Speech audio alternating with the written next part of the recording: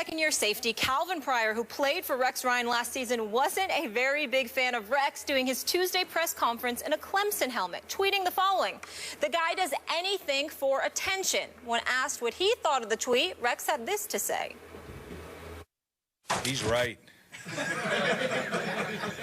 Because what else am I going to do? Just stand up here or whatever? Yep. I got attention, but I got it in the right spot. You know, he's mad because Clemson put it on Louisville again this year. Stephen A., what does this say about Rex? Well, what he says, it says. He loves attention, and there's nothing wrong with it. I mean, it's not ideal for a head coach. There's no question about that. But if it works for him, it works for him. You know, in fairness to Rex Ryan, let's not be hypocritical here. None of us had a problem with Rex Ryan's personality when Rex Ryan was a member of the New York Jets his first 2 years, when he guided them to back-to-back AFC championship games by guaranteeing that he would do at least that once he arrived as coach. The problem is 4 years followed: an 8-8 season, a 6-10 season, an 8-8 season, and then the abysmal 4-12 season where Rex Ryan admitted to us to our face that he deserved to be fired. So when you look at it from that perspective, and then you look at some of the troubles that they've had this year, they're on the outside looking in right now. They're behind the Jets and the New England Patriots in the division. You know, you got Cincinnati and Indianapolis and Denver that are going to win their divisions. And then you've got the Oakland Raiders that are going to be relevant in the playoff picture, the Pittsburgh Steelers as well. So, you know, Buffalo's on the outside looking in. He walked in there guaranteeing some things again. I think the problem with Rex Ryan is that Rex Ryan is coming across as an individual that uses headlines to disguise his ineptitude. And that's what this comes down to. Again, when he's winning, you can never say that about him. I definitely think he's a brilliant defensive mind, but their defense right now ranks 16th overall. They rank 24th against the pass. That's not numbers that we've come to know as being associated with Rex Ryan. And so, you know, you understand it. You understand it's a part of his personality. You want to encourage people to be themselves, Skip, but at the same time, somewhere along the way, you've got to get the job done. And when you look at Rex Ryan, he's created a buzz and interest in the Buffalo Bills. They clearly made the right choice with picking Tyrod Taylor as their quarterback. There's no doubt about that. But this defense should be better than what they have been. And one would argue their record should be better than what it is. And one would also argue that this team, your pick to be a wild card team in these playoffs this season, is on the outside looking in, and that's all problematic. So if you're going to bring attention to yourself, there's nothing wrong with that, Rex Ryan. But you need to bring the results first. Otherwise, all you are is a sideshow. And Yeah. I'm not calling him that because I respect him, but I'm just letting him know how the world is looking at him because of his results or lack thereof. Yep. I did pick Rex's team to win a wild card this year, and I do love me some Rex in general. But I got to tell you, I did not love him wearing that Clemson helmet. I hear what you're saying. Are you trying to disguise your ineptitude? Are you trying to distract attention off the poor coaching job you're doing? Is that what's happening here?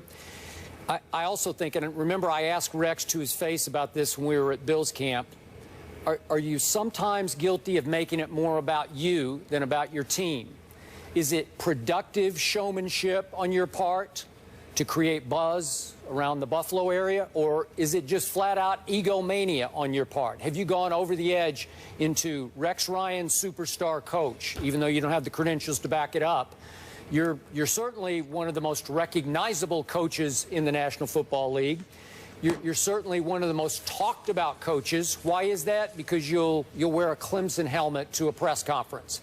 So was wearing that Clemson helmet about Rex, or was it about his son Seth, who's a redshirt sophomore, a walk-on who made the team and has actually caught 2 balls this year for 14 yards. He stands 6 feet tall and weighs 175 pounds, does Seth Ryan. Was wearing the Clemson helmet a tribute to his son who made the team as a walk-on, or was it about Rex? To me, it was more about Rex, getting a laugh. You know, he knows he's going to get maybe a lead item on SportsCenter. I don't know. You know, he's going to get a lot of attention off wearing that helmet and keeping it on, instead of just paying tribute to Clemson's achievement so far this year. Just bringing up the fact I'm proud of my kid.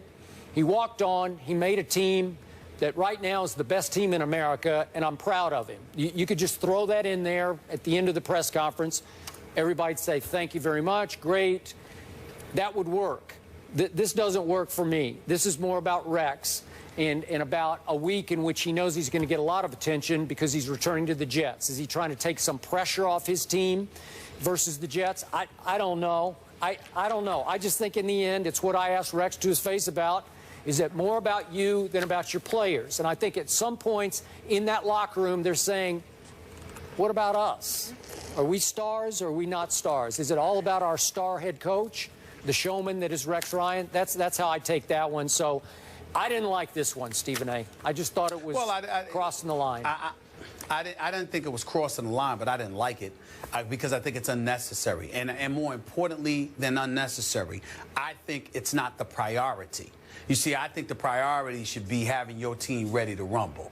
I think if Rex wants to bring attention to himself, Rex could bring attention to himself by rolling up at a press conference and announcing we're going to come at it, by guaranteeing a win, by telling you we don't give a damn who this team is, we're going to go for it. He can bring attention to himself that way. You know, there are ways to do it in a fashion that, although it might be unadvisable in some people's eyes, you can understand it because if you're a Rough Rider, that's how you want people to know you're coming at your business. It's just that simple. And so there's no harm in that. And I can also understand and appreciate it because what he wants is he wants the world watching his team and he wants the world watching him. It interests him. It ignites him. It sparks him, supposedly. The problem is that you have 4 years in which all of that bluster amounted to absolutely nothing. 4 consecutive years as the head coach that you were out. You were out of the playoffs looking in. And by the way, speaking about that, maybe we need to think about something here, whether it's nepotism, favoritism, or whatever the case may be, because how do you have, in the last 4 years of your career, of your coaching career in New York, you've got 2 8-8 seasons, sandwiching 1 6-10 season, and then ending your tenure on a 4-12 record. And within 2 weeks, before you have a chance virtually to pass gas, you literally land a $5 million a year contract. I mean, him and Andy Reid, who I love. You know how I feel about Andy Reid. But I just find it amazing that guys, so many of these guys, the Pep Hamiltons and others of the world can't even get a chance. But you got guys who were losing, who were on the outside looking in, who were regressing in terms of their level of productivity as a coach. And they literally leave a job. And before they have an opportunity to pick up the phone and call their family to inform them that they're unemployed, they already got another job, and it's giving them $5 million a year. I find that very interesting. I do too. Now, again, back to Pep Hamilton, he got scapegoated. That was as unfair a firing as I've ever seen, and it really set him back in his, his path up to become a head coach. God bless him. But back to Rex. Look, the Bills. Okay, you're hiring, we all acknowledge, one of the best defensive minds, if not the best defensive mind in pro football. So you got that going for you. And you like the showmanship. You like the buzz he creates in an area that has had no buzz of late. And then you like the mind games he plays with opponents because now he's playing one with the Jets. He's saying, you know what, I don't even care about the Jets game. I have circled only the Patriots game at Foxborough down the road. You know, that's the only one I care about. Well, is that going to work? A little gamesmanship? I don't know. But that's what people like Rex for. I agree. I also There's no doubt about it. If the coaching thing doesn't work out, he certainly has a future in PR. I mean, he can manipulate the media better than anybody and stay relevant, and maybe that's helped him a little bit, to your point. I know the coaching pedigree and what a great defensive mind, but staying relevant. I think that's worn out. I think that years ago it was far more effective when he was winning football games. Now it doesn't work on us because we're able to turn around and look at your team and say, wait a minute, it ain't what you said it was going to be. It wasn't that way for the last 4 years when you were with the New York Jets. You came to Buffalo, you talked about the talent that you have and how confident you were. And not only that, you don't have the problem you had in New York with Geno Smith or Mark Sanchez before him as your quarterback. Now Tyrod Taylor actually looks impressive. You look at his numbers. I mean, Skip the Deuce completing about 70% of his passes. Love him. The turnovers. I mean, he's getting the job done. So really, if that's the case, then what's your problem, Rex Ryan? Because your offense isn't too shabby. Your defense is the problem, and that is supposed to be where your level of expertise lies. It's the very reason you got a head coaching job. But the defense right now is suspect. So I think it's worn thin with a lot of us. We look at Rex Ryan. I mean, what's not? But You got to respect we're talking about him. We're talking about him more than Belichick, Marvin Lewis, Ron Rivera, the undefeated coaches. So he is winning in that sense. Well, you can say he's winning, or is he embarrassing himself, Molly, because he's got us talking about him, because he's bringing attention to himself for all the wrong reasons. Is that your definition of winning? It ain't mine. No, I mean in terms of manipulating the media and the PR aspect, but I know what you mean. From the football perspective, yes, clearly more impressive. It's all about winning. So in the end, the question is, if Rex fails in Buffalo, will he wind up in the media business? Will he be sitting on the first take desk at some point? I don't know. Listen, I think so. I'd hire him for a television job. But the point is that unlike other folks who may have elected to be in this business, in a roundabout way, he's forced to, if that happens, because it would be entirely premature. This is only his second head coaching job. I look at a guy like Brian Billick, Skip Bayless. I don't understand for the life of me. He coached 9 years. He's a Super Bowl champion. And somehow, some way, he hasn't gotten a head coaching job. But you got the Rex Ryans and Andy Reids of the world, who I respect, by the way. But they never won a Super Bowl, and his job offers come. I mean, it's about who you know.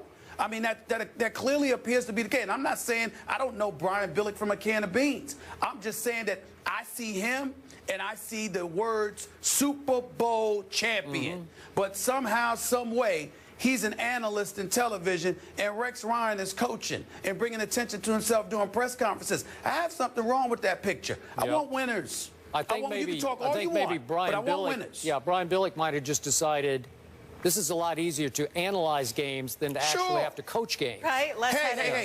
Hey, John Gruden. John Gruden's the same way. Why should John Gruden leave Monday Night Football? He's probably getting paid just as much money for doing less work because it ain't the same as coaching the team. But guess what? He gets to make that choice because he's a Super Bowl champion. Rex Ryan ain't even been in the Super Bowl yet. What's the problem with that? Agreed. Fair enough. And we will leave it there, because guess what's coming up next? Rapper Jeezy is in the house, and I love it. So much to get into with him. NFL, NBA, social issues. His new album drops Friday. We'll talk to him in just a bit. Good morning. Morning. How are we doing? Welcome. What's going on? How are you? Good to see you. Good.